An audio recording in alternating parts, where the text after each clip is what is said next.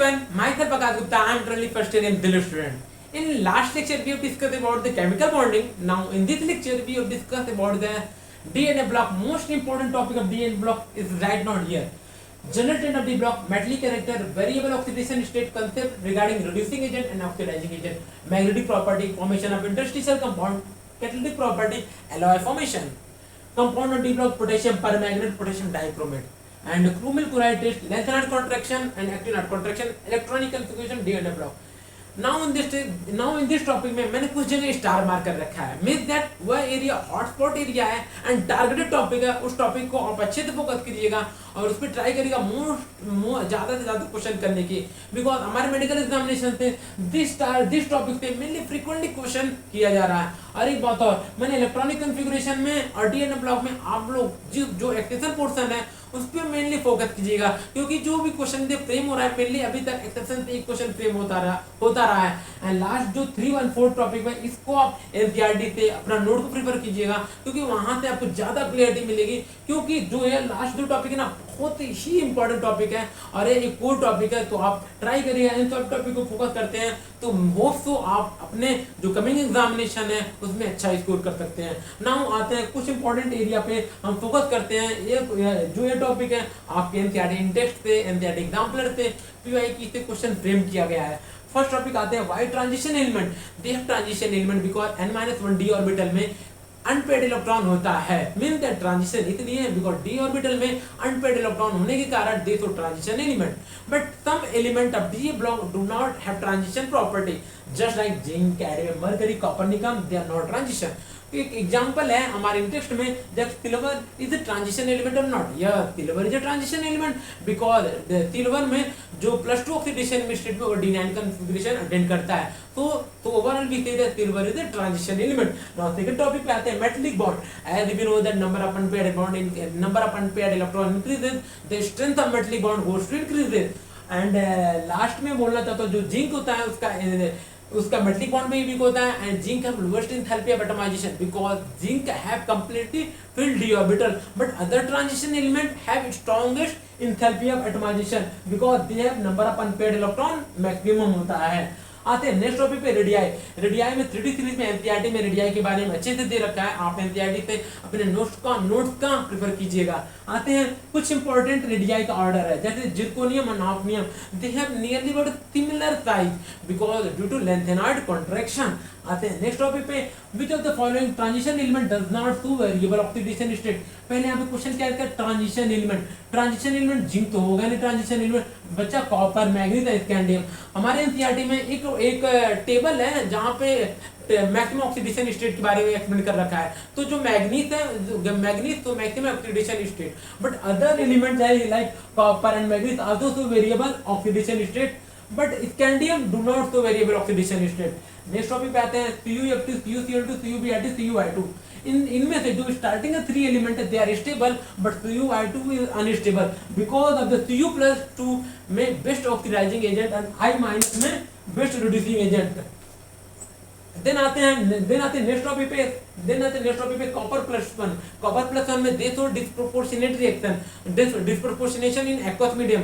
It convert copper and copper because copper disproportionate in aqueous medium because copper is more stable due to more negative hydration enthalpy.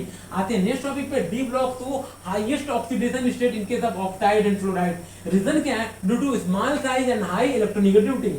Then आते हैं next topic पे, acidic strength oxide. As you know that acidic strength of oxide increases as the number of oxidation state goes to increases.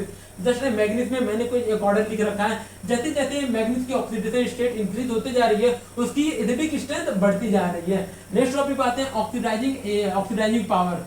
आपने P block में inert pair effect पढ़ चुके हैं. Just like inert pair में क्या होता है, as we go from top to bottom, the lowest oxidation state stability increases.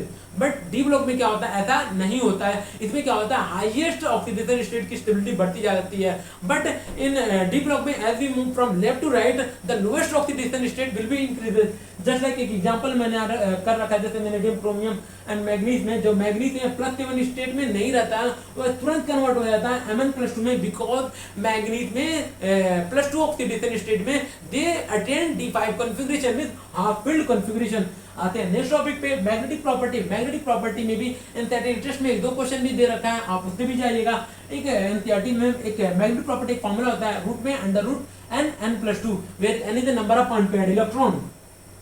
Magnetic property में एक बात बताना चाहता हूँ, आप में जो यदि क्वेश्चन कभी आए, जितना नंबर ऑफ अनपेयर्ड इलेक्ट्रॉन होगा उतना नंबर ऑफ मैग्नेटिक मोमेंट होगा। जस्ट लाइक यदि अनपेयर्ड इलेक्ट्रॉन 1 है तो 1.56, 2 है तो 2.67, 3 है 3.78 और 4 है 4.79 और 5 है 5.92। ऐसे आप याद रख सकते हैं। मींस जितना नंबर ऑफ अनपेयर्ड इलेक्ट्रॉन होगा उतना ही मैग्नेटिक मोमेंट होगा। आते हैं नेक्स्ट टॉपिक पे, catalytic behaviour of D block. 2 reason है, 1 reason variable oxidation state and large surface area. Second topic पे आते हैं इंटरस्टिशियल कंपाउंड। इंटरस्टिशियल कंपाउंड की जो प्रॉपर्टी है आपके एग्जाम में फ्रीक्वेंटली पूछा जा रहा है, तो इसको भी अच्छे से ध्यान रखिएगा। देयर 4 प्रॉपर्टी है इंटरस्टिशियल कंपाउंड का। पहला प्रॉपर्टी क्या है, they have higher melting point compare to the pure element, they so very hard and they so chemically inert behaviour, they retain the conductivity of the metal. Second topic पे आते हैं standard electrode potential. Standard electrode potential जैसे 3 element का more negative होता है, जैसे manganese, zinc and nickel. Due to manganese का क्यों नेगेटिव होता है, ड्यू टू मैग्नीज है D5 कॉन्फ़िगरेशन, Mn+2 में उसकी हाफ फील्ड कॉन्फ़िगरेशन होता है। वेयर जिंक का क्यों होता है most negative electrode potential, because zinc +2 में वो अपना फुल फील्ड कॉन्फ़िगरेशन अटेंड कर लेता है। वेयर निकेल +2 में मोर नेगेटिव क्यों होता है, इसलिए होता है ड्यू टू निकेल +2 में due to they have high hydration energy. Next topic पे आता है why chromium +2 stronger reducing agent and magnesium +3 is best oxidising agent. Main reason is that chromium +2 में क्रोमियम +3 में कन्वर्ट होना चाहता है। क्यों होना चाहता है, बिकॉज क्रोमियम +3 में they attend T2G configuration and manganese में +3 से +2 में आना चाहता है। क्यों आना चाहता है, इसलिए आना चाहता है जो मैग्नीज +2 में हाफ फील्ड कॉन्फ़िगरेशन को अटेंड करता है। यहाँ पे मैंने इसको एक्सप्लेन कर रखा है, जैसे क्रोमियम +2 से +3 जाता है because they have T2G configuration, Mn+3 से Mn+2 जाना चाहता है because they have half filled configuration. Then आते हैं नेक्स्ट टॉपिक पे, chromium why chromium +2 is reducing agent and manganese +3 oxidizing agent, ये मैंने यहाँ पे एक्सप्लेन कर दिया है। आते हैं नेक्स्ट टॉपिक पे, potassium dichromate is used as a volumetric analysis instead sodium dichromate. इसका रीजन यह है जो सोडियम डाइक्रोमेट क्या होता है वह हाइग्रोस्कोपिक नेचर का होता है और मॉइस्चर से वाटर को ऑब्जर्व कर लेता है, जिसका हर एक जब प्रैक्टिकल करते हैं इसकी हर एक वेट अलग अलग हो जाता है। That's why sodium dichromate does not use an volumetric analysis. Next topic पे आते हैं, potassium dichromate when react with H2O2 and H2SO4 give CrO5। This is a deep blue colour. इसका जो स्ट्रक्चर होता है मेनली ऑक्सीडेशन स्टेट का पूछा जाता है। इसका ऑक्सीडेशन स्टेट +6 में होता है, इसका बटरफ्लाई स्ट्रक्चर है, इसको भी आप ध्यान रखिएगा। नेक्स्ट टॉपिक पे आते हैं मैग्नेट एंड पैरामैग्नेट। इसमें आप एनसीईआरटी में कुछ फिगर में डिटेल एनालिसिस थोड़ा कीजिएगा, क्योंकि मे बी चांसेस है इससे डिफरेंस बिटवीन और विच of the following option correct, which of the following option incorrect में क्वेश्चन आ सकता है। मैंने छोटा सा एनालिसिस कर रखा है मैग्नेट और पैरामैग्नेट में। जैसे मैग्नेट होता है, पैरामैग्नेट होता है और पैरामैग्नेट होता है डायमैग्नेट होता है। आप एनसीईआरटी पे एक बार इसका फिगर एनालिसिस कीजिएगा तो एक क्लियर कट आइडिया लीजिएगा, तो आपको एक क्लियर कट डिफरेंस मिलेगा। नेक्स्ट टॉपिक आते हैं, next to most important area है डी ब्लॉक में। जैसे कुछ इंपॉर्टेंट कंपाउंड है जो हमारे अलग अलग प्रोसेस में यूज होते हैं, जैसे VTO5 using contact process, nickel platinum is used in hydrogenation and PdCl2 CuCl2 used in a Becker's process and TiCl2 aluminum C2H5 को होस्ट राइस Ziegler-Natta catalyst। लास्ट टॉपिक पे आते हैं chromate and dichromate. Chromate and dichromate का mainly acidic behaviour and basic behaviour में इनका behaviour अलग अलग हो जाता है। जस्ट लाइक क्रोमेट में आता है वो एसिडिक में डाइक्रोमेट कन्वर्ट में हो जाता है एंड डाइक्रोमेट बेसिक में क्रोमेट में कन्वर्ट हो जाता है।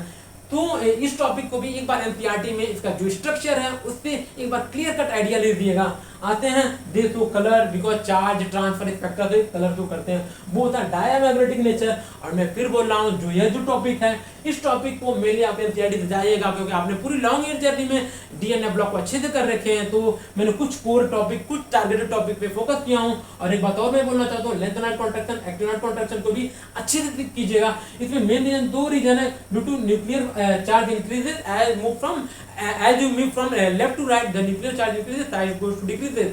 सिमिलरली आप इन टॉपिक पर अच्छे से फोकस कीजिएगा। तब तक मिलते हैं अगली वीडियो में, तब तक बाय बाय, टेक केयर।